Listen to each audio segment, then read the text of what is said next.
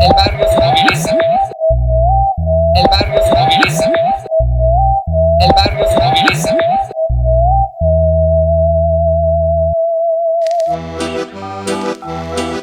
Con Pulpería, el barrio se moviliza. Este es tu podcast pinolero favorito sobre temas de interés popular. Y cafecito caliente, por supuesto. Buenas, apreciados feligreses de este espacio sonoro. Por acá te saluda Yalpri Moncada, deseándote siempre mucho bienestar. Hace algunos años escribí un artículo sobre la teoría del cisne negro, enfocándome en mi ámbito de trabajo, que es el turismo, pero que aplica en todos los sectores en los que se hace necesaria la comunicación estratégica en tiempos de crisis. Te preguntarás qué es eso del cisne negro y qué tiene que ver con comunicación. Bueno, de eso te voy a platicar un poco en este episodio, de cómo las emergencias y los desastres crean desafíos únicos para la comunicación de riesgos y requiere de métodos y enfoques muy diferentes a los de un entorno operativo normal. Antes de entrar en lo sustancioso, te recuerdo que nos encontrás en Facebook, Instagram y Twitter como Pulpería Podcast. Y para escuchar cada episodio te podés suscribir a nuestro canal de YouTube o en las plataformas de audio como Anchor, Spotify, Google Podcast, Apple Podcast, entre muchos otros.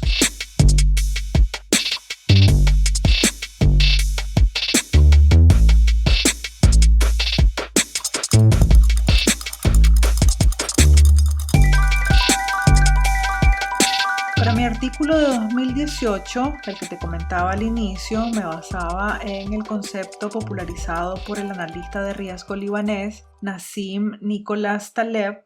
En su libro El cisne negro elabora la teoría de que en ocasiones se producen fenómenos sorprendentes y fortuitos capaces de cambiar por completo un paradigma. Antes del descubrimiento de Australia, o la invasión mejor dicho, los europeos estaban convencidos de que todos los cisnes eran blancos, algo que parecía completamente confirmado por la evidencia empírica. Una sola observación puede invalidar la afirmación general derivada de milenios de avistamientos confirmatorios de millones de cisnes blancos. Todo lo que necesitas es un pájaro negro. Así lo afirma Taleb.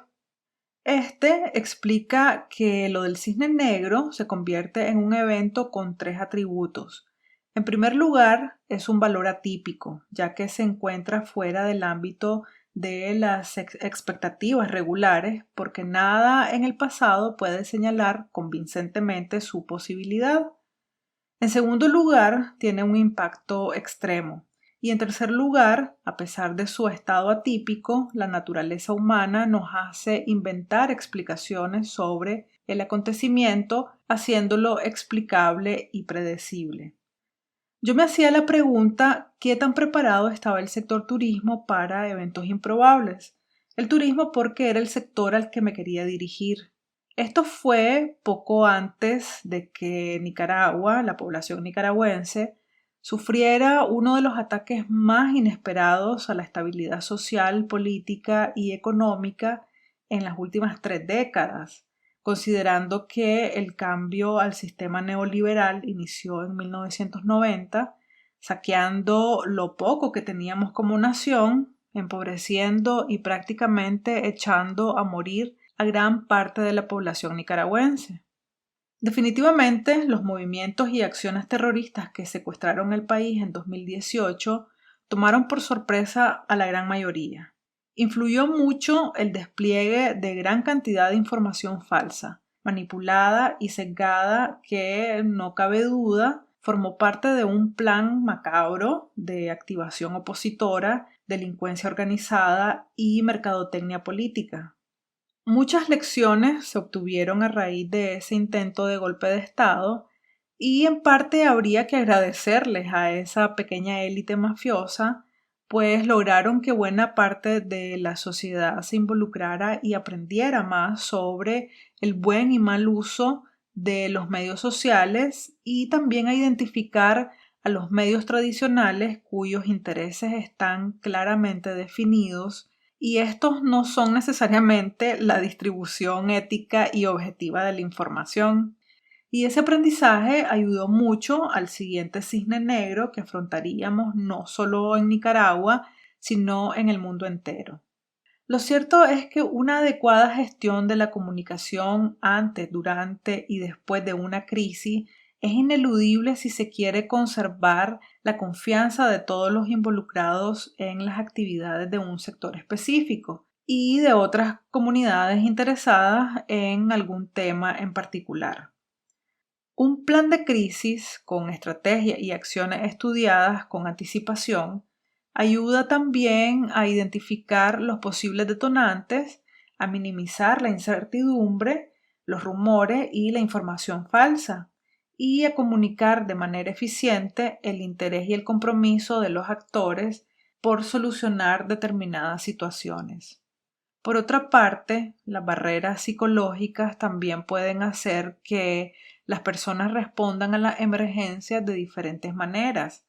Los encargados de responder ante una crisis de cualquier tipo deben comprender las necesidades de comunicación de las poblaciones afectadas por emergencias y las barreras potenciales para una comunicación eficaz. El conocimiento de estas necesidades y desafíos puede ayudar en la promoción de información clave y comportamientos específicos que reducen los riesgos. La comunicación durante una emergencia es muy diferente a comunicarse fuera de una. Las personas afectadas por esta tienen necesidades de comunicación especiales y muy específicas. Por eso, en el 2002, los CDC, que son los Centros para el Control y Prevención de Enfermedades en Estados Unidos, publicaron sus mejores prácticas para comunicarse durante una emergencia de salud pública. El Plan de Estudios de Comunicación de Riesgos de Crisis y Emergencias, o también conocidos como CERC, se basa en las lecciones aprendidas de respuestas anteriores, así como en las ciencias de la comunicación y la psicología. De este plan, por cierto, obtuve la mayor parte de la información que les compartiré en este episodio, así como de la experiencia de la doctora Barbara Reynolds, que es una de las asesoras principales de comunicación de crisis y riesgos en los CDC con sede en Atlanta. Aunque este plan de estudio se mantiene en actualización para incluir nuevas tecnologías y amenazas emergentes para la salud pública, los principios siguen siendo los mismos y son aplicables para diversos temas de comunicación de crisis y emergencias. Así, los responsables de la comunicación son capaces de proporcionar al público la información que ayudará a tomar las mejores decisiones para la salud y la seguridad durante una emergencia, considerando siempre el alto estrés, las opciones limitadas y el poco tiempo. En una emergencia con tanta incertidumbre, una buena comunicación es crucial. Las personas necesitan una guía de expertos simple y fácil de seguir. Esta información puede ayudarlos a determinar qué acciones pueden protegerlos a ellos y a sus seres queridos o a otras personas alrededor. Las personas a menudo recuerdan mensajes breves y sencillos que son fáciles de entender y de seguir. Comparan lo que se les dice que hagan con lo que ya saben y buscan segundas opiniones para validar sus decisiones. Es importante que los mensajes sean claros y se debe considerar cualquier posible barrera para la comprensión al crear estos mensajes. Algunas barreras son psicológicas, como el miedo, la negación, la desesperanza y la estigmatización. Las personas responden a las emergencias de diferentes formas. Muchos no creen en su nueva realidad, otros sienten miedo y abandonan la esperanza de que ellos o cualquier otra persona pueda hacer algo para mejorar la situación. Algunas personas son víctimas de los estigmas y otros son los que estigmatizan. Por ejemplo, durante el brote de ébola en 2014, Se estigmatizó a las personas en África Occidental como portadoras de la enfermedad simplemente porque vivían ahí. Y en el caso más reciente, con el COVID-19, sucedió lo mismo en el caso de China. Se sabe que las personas no aceptan todos los riesgos por igual, incluso si los riesgos tienen el mismo resultado. Por ejemplo, imaginemos que una persona va a hacer paracaidismo y se quiebra o se rompe una pierna.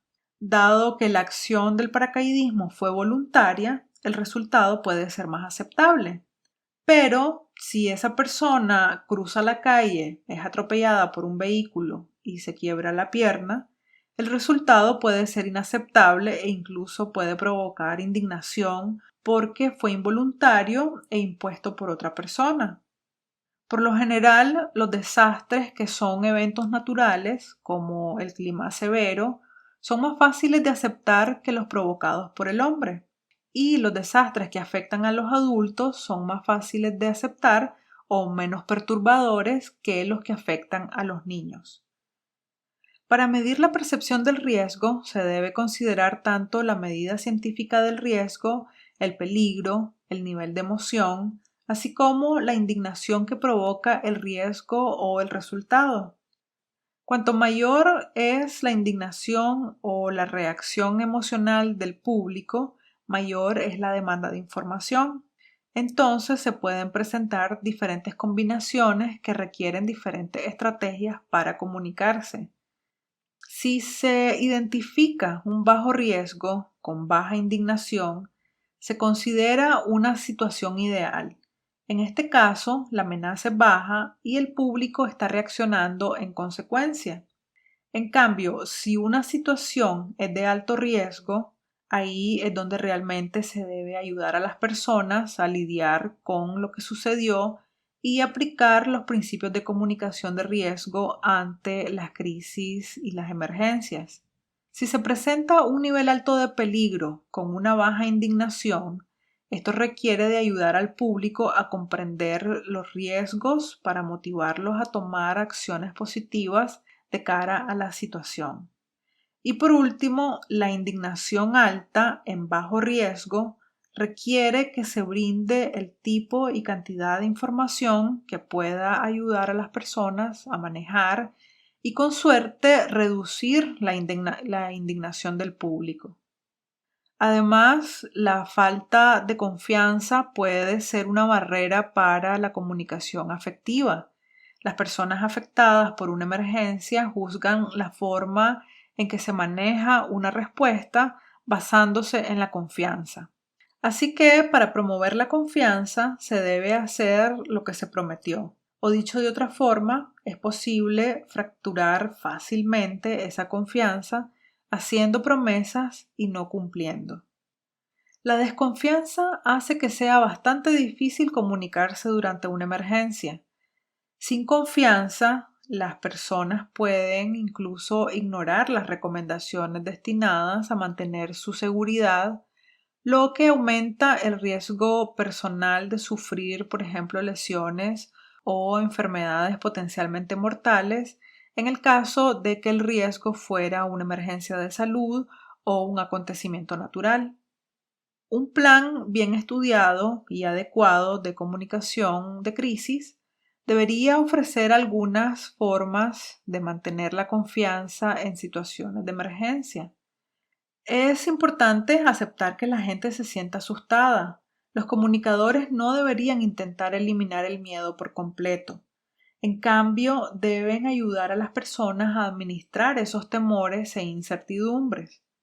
Tampoco es recomendado tranquilizarlos demasiado, puesto que la confianza excesiva, por el contrario, puede generar desconfianza si la situación no resulta tan bien como se prometió. Reconocer la incertidumbre con palabras y brindar a las personas acciones positivas les ayuda a recuperar la sensación de control en una situación muy caótica. El mensaje correcto en el momento adecuado, transmitido por la persona idónea, puede salvar vidas. El trabajo de los comunicadores de emergencias es proporcionar información a las personas, información que sea accesible, que puedan comprender y utilizar para proteger su salud y su seguridad.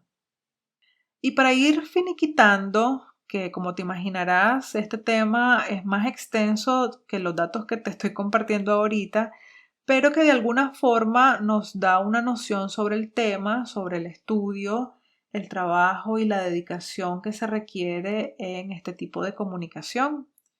Entonces, para finalizar, te comparto los 6 principios en los que se basa el programa o plan de comunicación de riesgos elaborados por los Centros de Control y Prevención de Enfermedades de los Estados Unidos.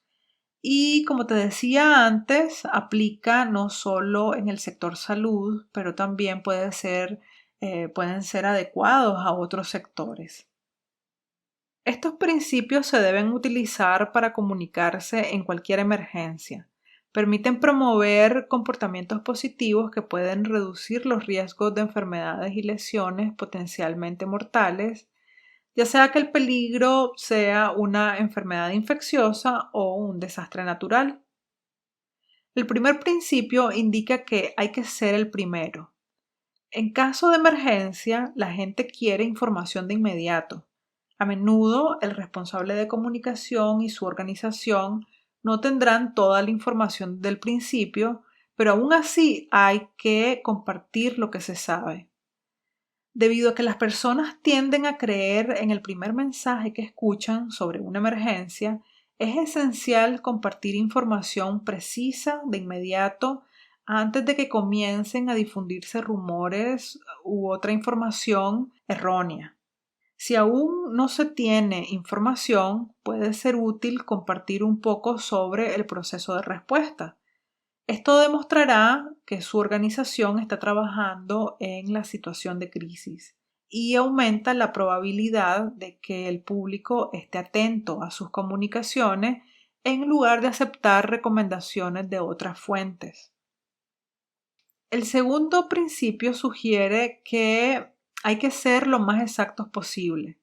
Es importante que se compartan los hechos, sin embargo, si se comete un error, también es importante corregir rápidamente la información errónea, porque si las personas saben que corregirán en los errores en lugar de tratar de encubrirlos, confiarán más en el comunicador y en quien representan.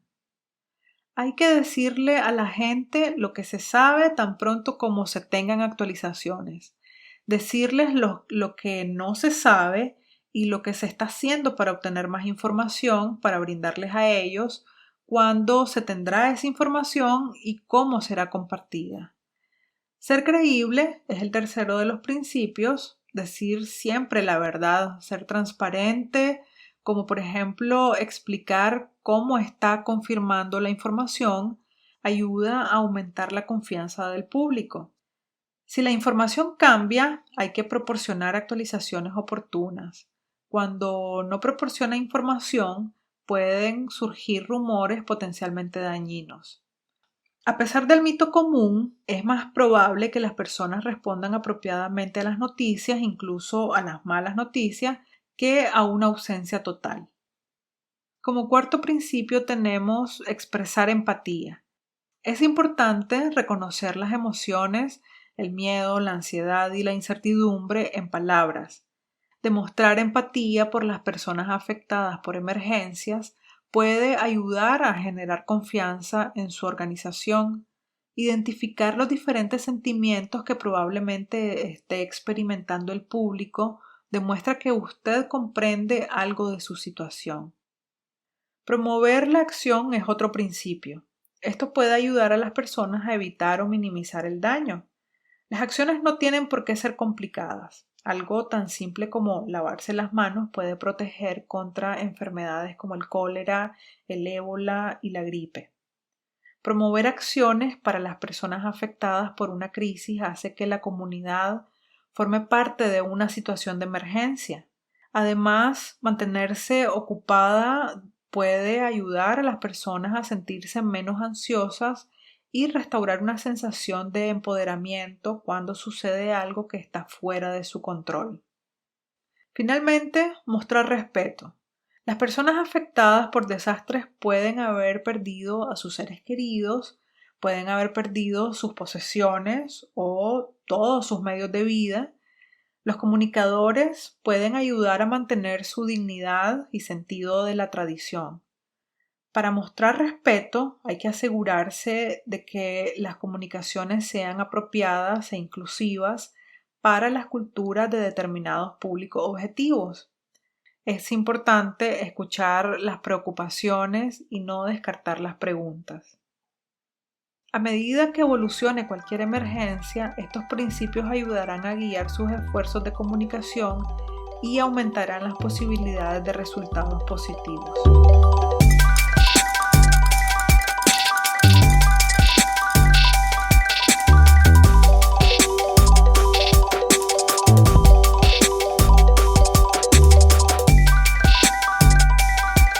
Espero que haya sido de tu interés o agrado este tema. En mí siempre desata mucha curiosidad, no solo porque mis estudios de maestría son de hecho en comunicación estratégica, también porque me gusta actualizarme y ampliar los conocimientos con diferentes enfoques o direcciones que tiene esta rama o esta aplicación de la comunicación. Siempre queremos escuchar de vos, leer tus comentarios, sugerencias, opiniones. Así que te invitamos a que nos busques en los principales medios sociales. Estamos en Facebook, Instagram y Twitter. Nos encontrás como Pulpería Podcast y en Anchor o YouTube es donde escuchás todos los episodios que subimos, pero también se nos escucha muy claro en Google Podcast, Apple Podcast o Spotify. Con Pulpería, el barrio se moviliza, comunica y avanza. Hasta la próxima. Chao.